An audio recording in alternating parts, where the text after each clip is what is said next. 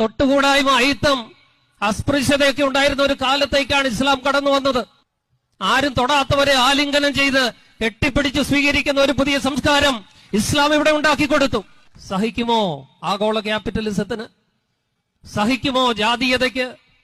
സഹിക്കുമോ സവർണദേശീയതയ്ക്ക്, ഫാഷിസത്തിന്?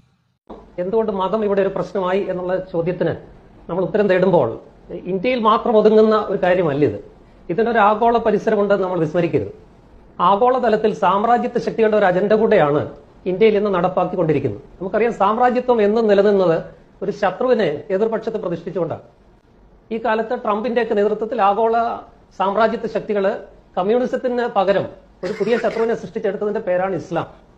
അതിന് അവർ തന്നെ ആദ്യം അൽഖൈദയും ഐസിസും ഒക്കെ ഉണ്ടാക്കി ഇസ്ലാമിനെ ഒരു തീവ്രവാദ പ്രസ്ഥാനമായിട്ട് അവതരിപ്പിച്ചു. അങ്ങനെ ഒരു ഇസ്ലാമോഫോബിയ എന്നൊരു പ്രത്യയശാസ്ത്രം തന്നെ ഇന്ന് ആഗോളതലത്തിൽ വളരെ പ്രകടമാണ്. അത് സാമ്രാജ്യത്വത്തിന്റെ ഒരു പദ്ധതിയാണ്. അതിന്റെ ഒരു നടപ്പാക്കൽ കൂടെയാണ് ഇന്നിപ്പോ ഇന്ത്യയിൽ നടക്കുന്നത്. അതെല്ലായിടത്തും നടന്നുകൊണ്ടിരിക്കുകയാണ്. സമാധാനത്തിന്റെയും ശാന്തിയുടെയും സമഭാവനയുടെയും കാരുണ്യത്തിന്റെയും ഒക്കെ മതമായ ഇസ്ലാമിനെ ഒരു വില്ലനായിട്ട് ചിത്രീകരിച്ച് സർവ്വതീവ്രവാദവും ഇസ്ലാമാണെന്നുള്ള ഒരു വ്യാജ പ്രചരണം നടത്തി ഇസ്ലാമിനെ പുറത്താക്കുക, നിഗ്രഹിക്കുക, ഉന്മൂലനം ചെയ്യുക എന്നുള്ള ഒരു അജണ്ട സാമ്രാജ്യത്വത്തിന്റേതാണ്. അതും കൂടെ നമ്മൾ കണ്ട് പോകണം ഈ ചർച്ചയിൽ. ആ ഇസ്ലാമോഫോബിയ ഇസ്ലാമിനെ അപരനായിട്ട്, ദി അതറായിട്ട്, ശത്രുവായിട്ട്, നിഗ്രഹിക്കേണ്ട ശത്രുവായിട്ട്